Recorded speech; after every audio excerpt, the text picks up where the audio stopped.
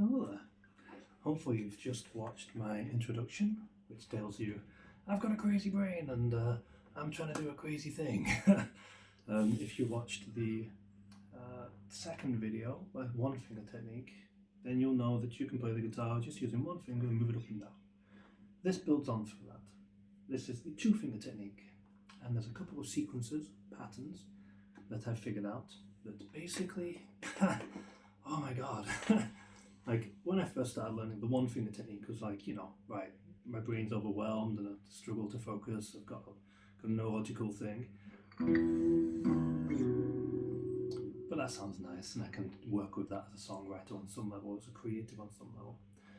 By the way, be multidisciplinary. If you want to get good at drawing, get good at music, like, only take one of them seriously, fine, you can only master one thing. But that is the number one rule for me. After record everything, try everything. You might not care about chess. Doesn't matter. I've surrounded myself with 70 odd chess variants and 150 Rubik's Cube variants. Don't care about Rubik's Cubes. Don't care about chess. But I love that they challenge my mind in a weird little way. And thinking of those things and trying to design new ones, even better. Try everything. That's the whole point of changing my voice and style. Try everything. Write lyrics on behalf of another person, an imaginary person, a person you really dislike. Pretend to be that person. That's the most powerful and potent stuff. Don't trust the guy that's had 50,000 ideas. I don't know who else you're going to talk to who can give you these nuggets. But that's the truth of it. You either do that or you will hit a wall, and I've never had writer's block, nor will I. I just won't get it. It just won't happen. I'll get motivational bumps. I'll get, I've banked it all, so I've got more to do than my lifetime. But I'm now rambling because the anxiety's kicking in, because I have to focus and remember things, and my brain gets all woof. And I just did 40 minutes. So let's get into it. Like I said, there's not going to be any editing. It's going to be as organic and as authentic as possible, including the rambles. So, two finger technique. Oh, you know what I can do? I can just always be like, yeah, skip this bullshit. The actual video starts at 2:30. So, two finger technique. It's exactly what it sounds like. You just got two fingers on the fretboard at any given time. And the most obvious examples, if you know any standard chords, is E minor and G6. You've got your 2 and 2, which is a zero offset shape in my understanding, in my thinking, and zero offset because they're both on the same fret. It would still be a zero offset shape if it was up here.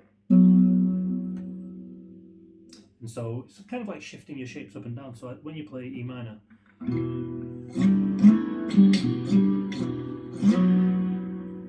can still play that drone note and play these two strings on the same note. Proven ground also still works. If you could do that, 2, 5,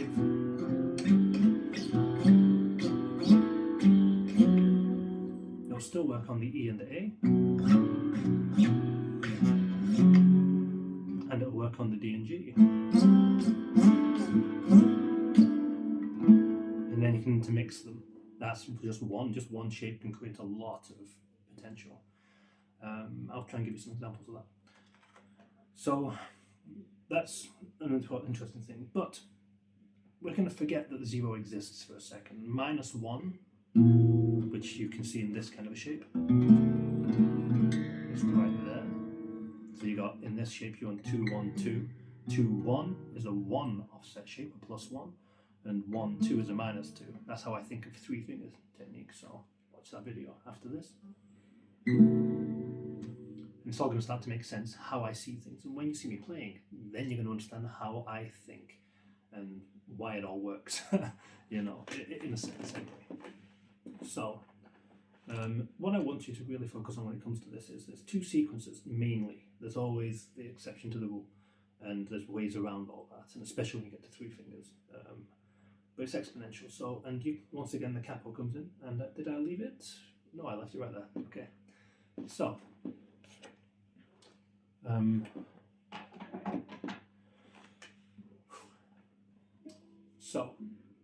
the sequence goes like this. You will start on G6, right? 3 on E, 2 on A. We're going to forget the others exist right now. I'm just going to focus on these two strings. We can try and do that same thing we did with the E minor.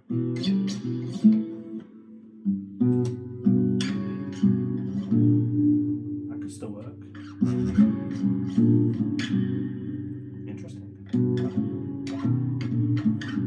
You can still even make some of that work.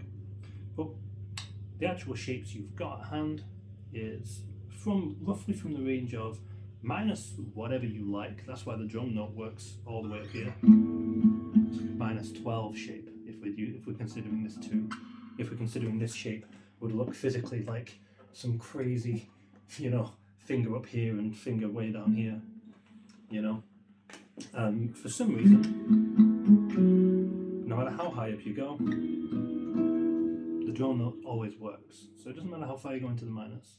If you know the reason for why this is, by the way, tell me. But when you go up, and then you go like, you know, you've got so let's say you've got like 2 3, 3 2. Sorry. Let's say you try 4 2. That can still sound nice. 5 2.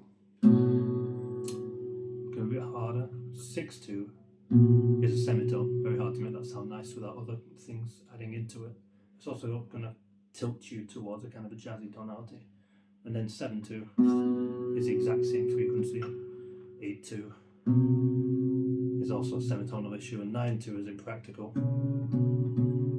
Although, if you like to play the thickness of the string, like I sometimes like to, then yeah, maybe, because I consider that each individual fret and string its own life form, if you will, its own entity, as best.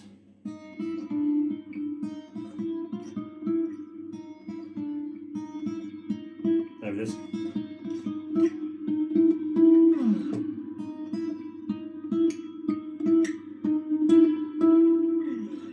So I play a lot of little games and stuff, but the thickness of the string is in fact the riff, because I could just do the D sharp and E. Doesn't have the same vibe.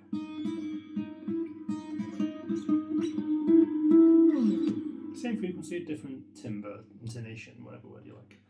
So anyway, I'm going to get slightly distracted. I'm getting a bit frazzled. Maybe I have to try this video again. The non-frazzled version. So, we've got 3 2. The next shape up is a 2 shape. So I'll try to accentuate that by moving my hand out of the way. That's a 3 2. And this, I would probably use my third finger there, is a 2 shape. That's a 5 and a 2. It's got 5 and a 3, 2 shape. 3 and a 1, 1 shape. 10 and a 9, 1 shape. 12 and a 10, 2 shape. And it's pretty obvious why, because there's 2 difference, 1 difference. It's just an offset thing. So what's interesting is we can kind of start, so I'll try and share this pattern first and then explain 1 or 2 other things as I remember.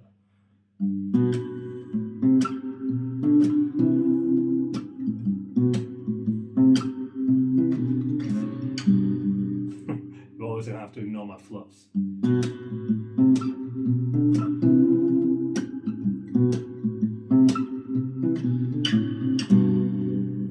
So what I'm doing there is 3 2, 5 3, 7 5, 8 7.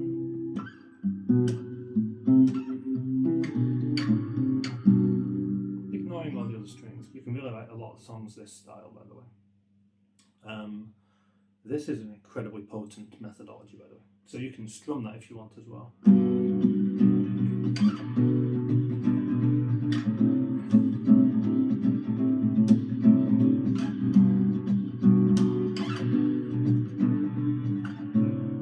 You can also fingerpick it.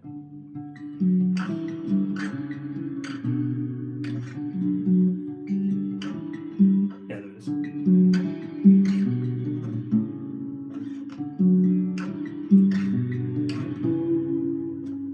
Or you can do this kind of a thing. A bit churchy. I tend to use the 0 shape for that little bit there.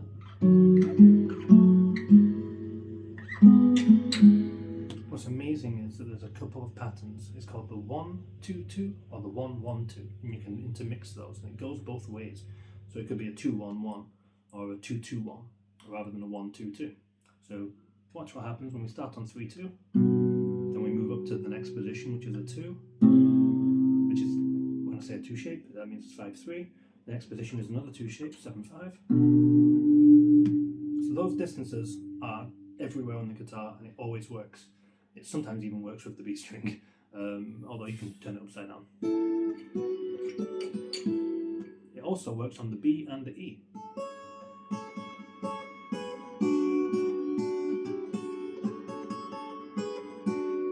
It even works on the E and the E.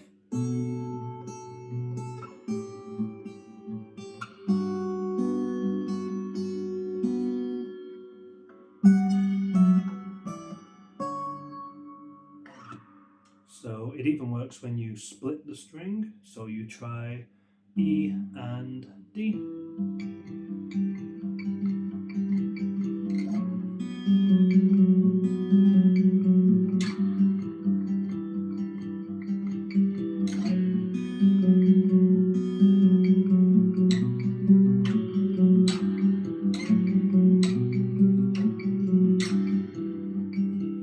This bit is actually a 1, 1, 2, which is the other one. So you've got 1, 2, 2, 1, 2, 2, 1, 2, 2. Proving ground works here as well. 1, 2, 2, 1, 2, 2, 1, 2, 2, 1, 2, 2, 1, 2, 2, 1, 2, 2. And then on the B and E, we have to skip the B. We have to skip the G, B. Or we have to change the rule. I don't want to confuse you. So, proven ground also works, and you can split the string. The other one is 1, 1, 2, which is 3, 2, 5, 4 instead of 3, and then it ends on the 7, 5. 1, 1, 2, 1, 1, 2, 1, 1,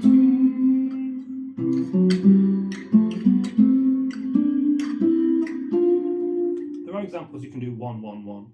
Or you can do 1, 1, then go up into like a half step, rather than go up to what you might think of as the next position of the 7. So there's always rules to break the rule, and there's ways to intermix like a -2 with a +2. Oh, whoops.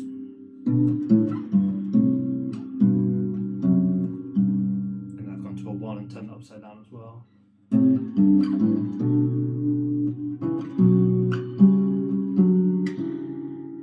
There's ways to make these things work. So, what really, and I won't be using a plectrum because it's very late and I don't want to wake up my neighbours. And so, what really happens is if you bring in a plectrum, different styles, you can get some crazy stuff out of this technique. Thousands of my songs are written this way. And for example, I can get the capital on 6. You're going to see proven ground, you're going to see me changing the string, and you're going to see 2 shape, 0 shape, and 1 shape all working in harmony. Assuming I play right.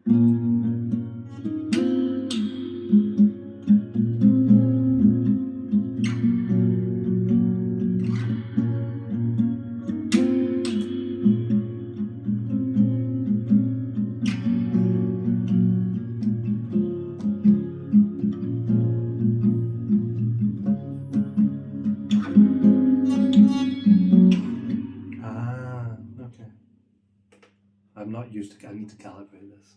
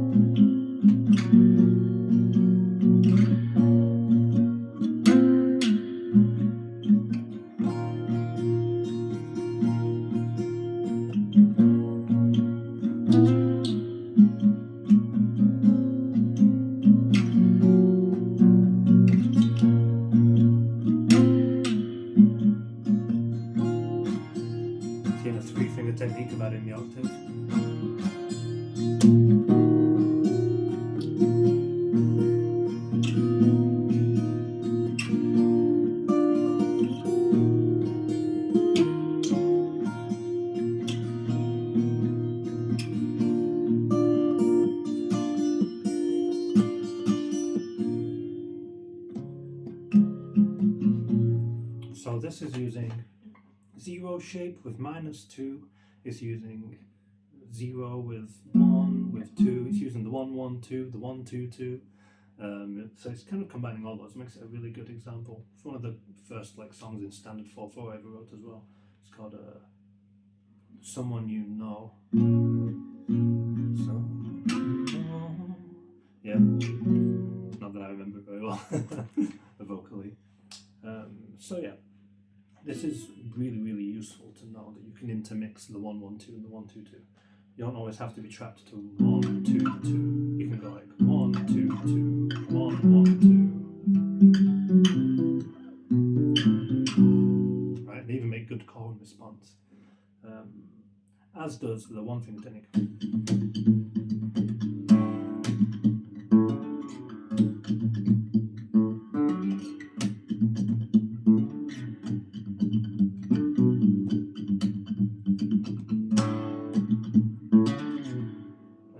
So that was an open 4 5 4 2 0, and then just move it onto here. And you can do the same thing with 2-finger technique. I was talking about like splitting your finger. So you've got your 1 finger split here. I showed you the full guitar split. I showed you can do it down here. There is something very cool to show you that happens between D and G when you anchor on these. So we'll take a cap on the 4th fret, and when you play on these 2 strings, now you get this really interesting open sound, and this is why people ask me if I'm in open tunings all the time.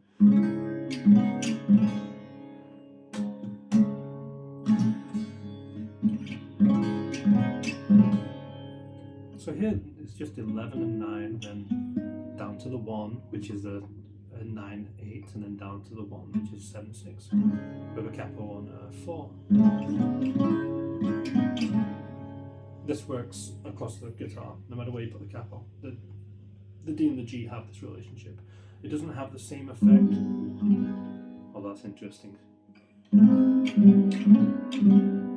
On the A and D, or even any of the others. Sometimes you can get away with full. You can get away with full, and it's like a G6 is that. So, standard G6 is going to get away with that full sound. But it works as you move up. You get weird sounds, interesting sounds. Doesn't sound normal like when you play normal guitar, which can sound really cool, Assuming you can play it. That to me doesn't have quite the same.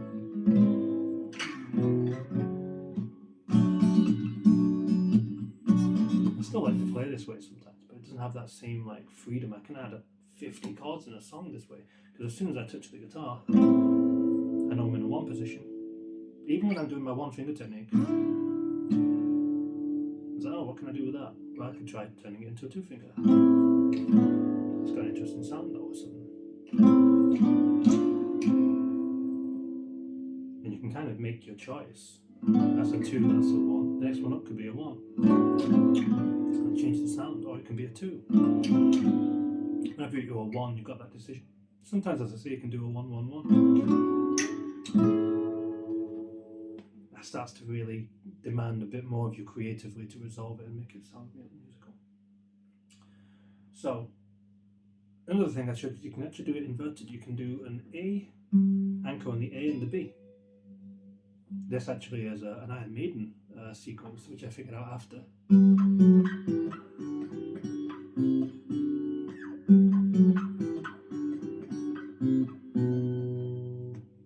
But I just played it like this initially before someone pointed it out.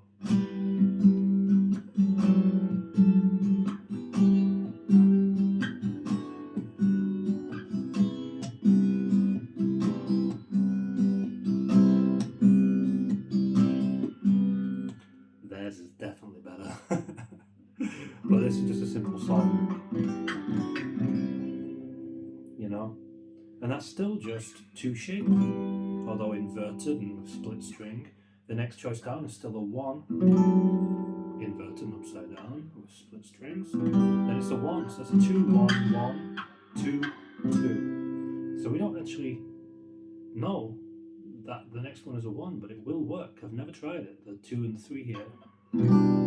It works. I could write a whole song around that.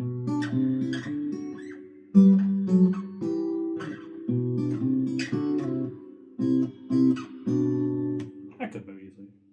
I can also change the rules slightly and try this, try that, try it. So it's like a 12 and a 10. Doesn't work there. The 1 doesn't work anymore.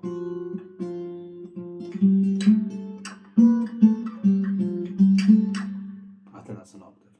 So yeah. Basically, there's a lot you can do here, and I haven't really showed you at all.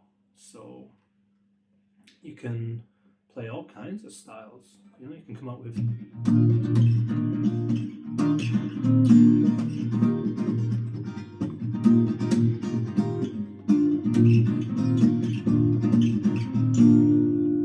get that kind of full sound. You can also play like this. My anchoring start point is 14, 13.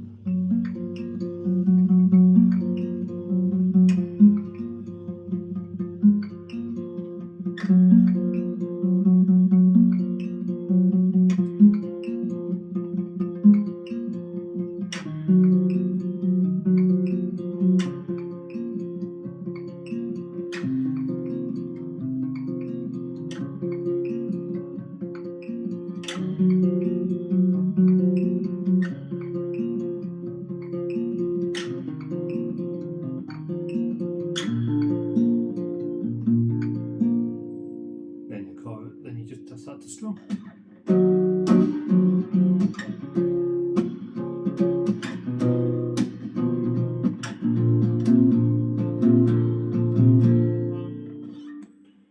That sounds because she wants to sound like a native. You can also just play like this and have a really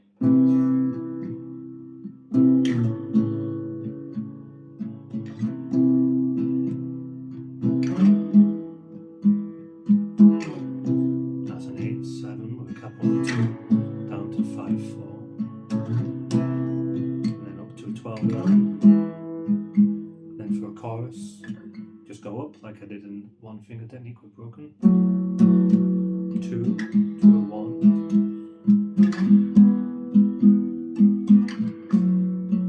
So this is a 1, 2, 2.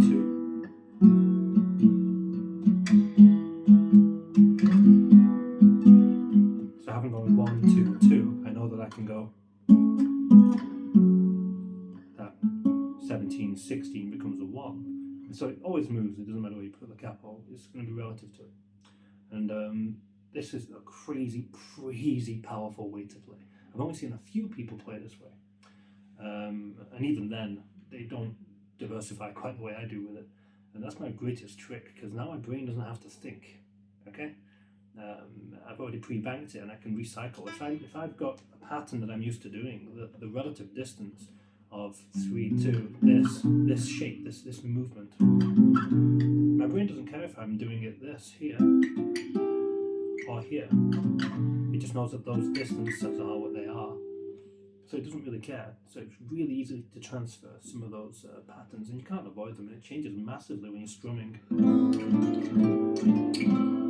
compared to... Starts to explain why I can be so diverse and so different in my songwriting, especially when I'm willing to change my voice. This is also something you're going to start seeing when you play standard chords and bar chords and other such gauge systems and whatnot.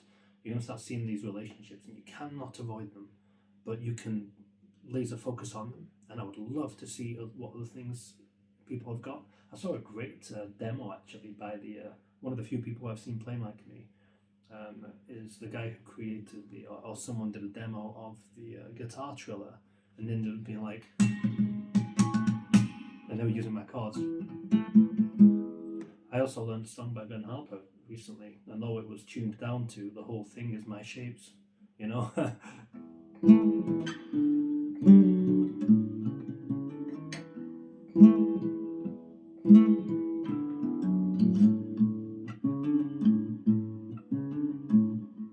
And so it's amazing for me to have that, like, oh, that makes sense to me. Even the riff bit is still that one finger shape.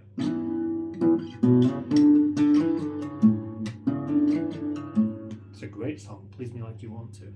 And once you start seeing it out there more and more, you start to understand how people get those different vibes and styles. But this is a massive game changer for me. This piece I was playing before, Those Doors Won't Hold Long, against a battering ram of that make, model, and size. That moves into two-finger technique of varying types, so I can now extend it and show you.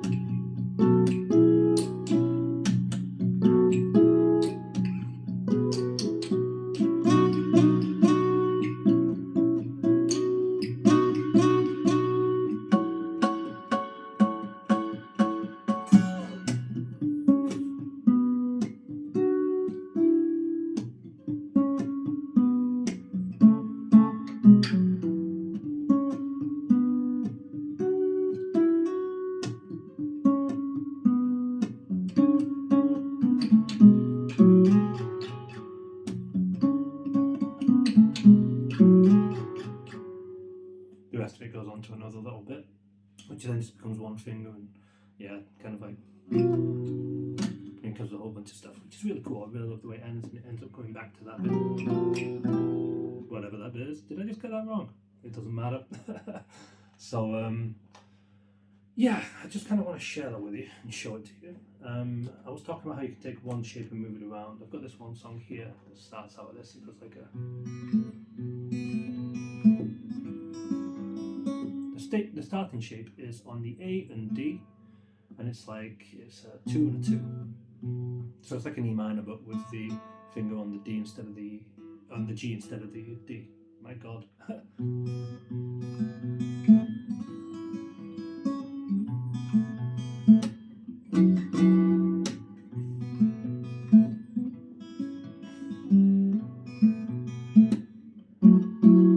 You see here I added this finger, that's my 3-finger technique, but it's actually still the same shape, because when you're down here, technically the nut is a finger. It's just you can't see it. So when I come up here and I go,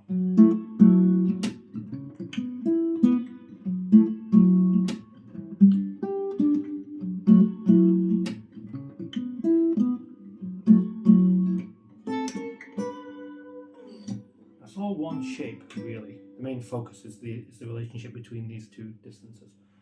And so that's really interesting. You can do that a bunch of different ways on the guitar, and I've never run out, to be honest. Even to this day, I'm still figuring things out. Of course, another use of your 2-finger technique is your octave. You can get a lot out of that.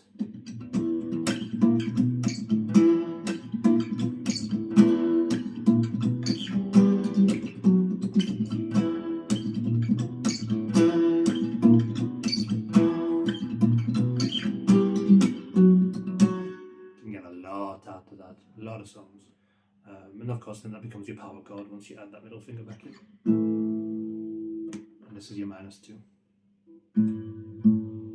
So I start to see a power chord as octave, -2 plus a 0 shape. That's how I think. I don't think I've got more to show you other than going through a massive catalogue of my things. If you would like more examples and for me to zoom in on anything and slow it down and give you the tab and everything else, just ask. My goal is not to make you sound like me. It's not to make you learn my pieces, unless you really want to.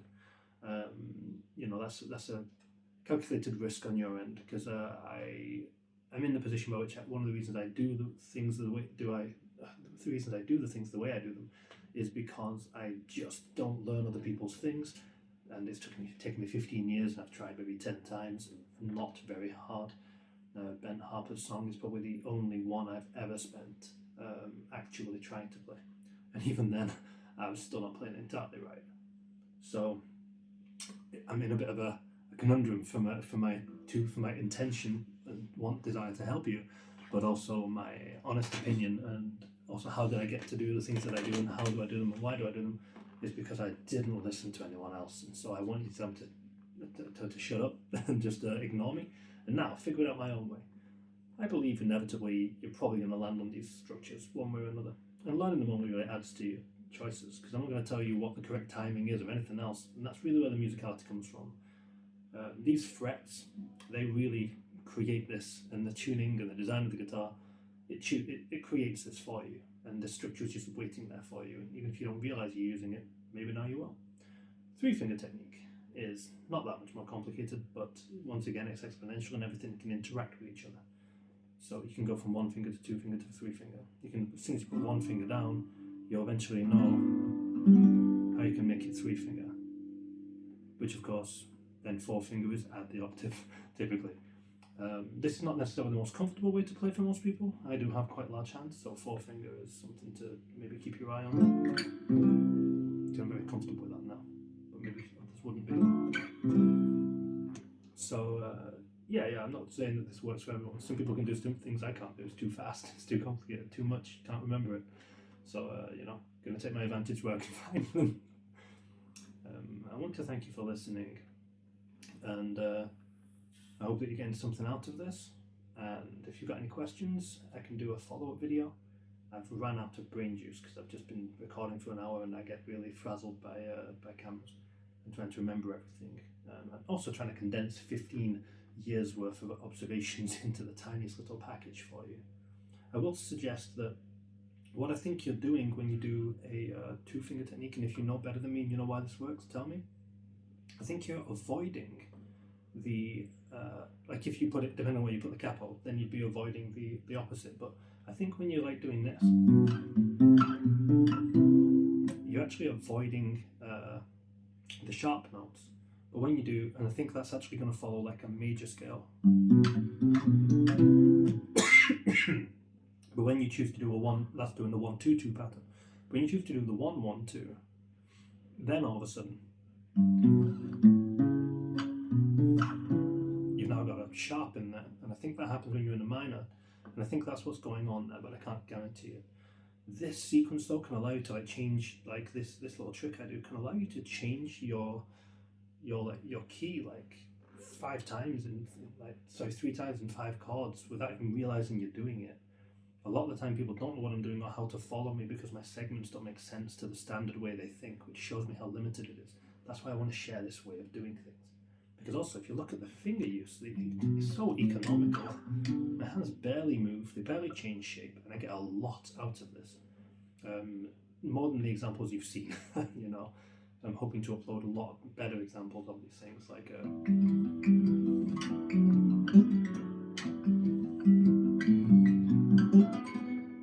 that sounds cool.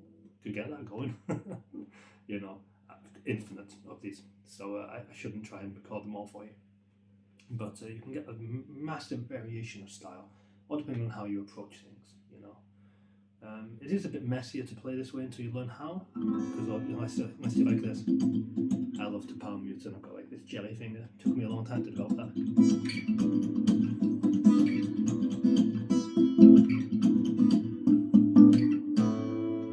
But it's worth it, because I'm only caring about songwriting. You need to remember that this is a songwriting methodology, not a performance methodology.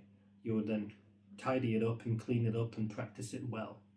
But it's all about calibrating on failure and making mistakes and exploring and folding that into your methodology, into your practice, and into your routine, as is my singing techniques and everything else. I'm not saying don't sculpt a specific sound and brand. I'm saying explore, always have a bunch of weird voices, not just in written songs, but in styles that you don't know what that is.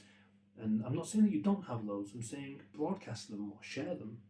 Like all of these things that I've done, they're up for grabs. If you can make it sound really good, show me what it could become, because I'm living on a purely cognitive concept of potential, and oh well, if I did this and if I did that, maybe if I recorded it, you know. So if you can make it sound better, or you've got weird, funky little bits, or a nice chord for me, or anything else, show me. If you want me to learn a piece of yours, send it to me. I will demand really good instructions, though. You need to assume that I don't know anything, and tell me fret numbers and strings. You know, really break it down. If you want a full-on demonstration of a song, let's just say, I'm here. I'm here to really make it make more sense. I've even got a really good set of diagrams using a spreadsheet system that I've got, so I can make any tuning in any diagram quite easily now, of my own design and my own making, so I don't feel like I'm stealing someone else's content. But also because good diagrams don't exist, and I wanted to make them for my own self-profiling, which is what I'll get into at some other point. So two-finger technique, I think I've kind of shown you everything I can show you there. You can remember you can split strings. Remember you can do the 1, 1, 2, 1, 2, 2. Remember that you don't need a +3 or +4 integer shape, not really, and a +5 is the same note. And it becomes impractical at +7. And you can change your anchor point, and you can put your capo pretty much anywhere. You can shut down capo 8.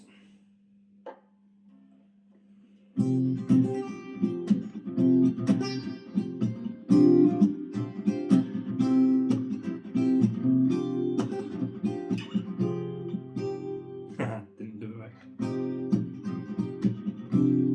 That was a random idea I had, but it didn't work out. I want to include those. So, yeah, like I said, do all kinds of good stuff with this. I'm definitely tired, which is good because I need to sleep, because I'm in an insomnia mode right now. And yeah, I think that kind of tells you everything you need to know about two-finger technique. Yeah. Thanks for watching.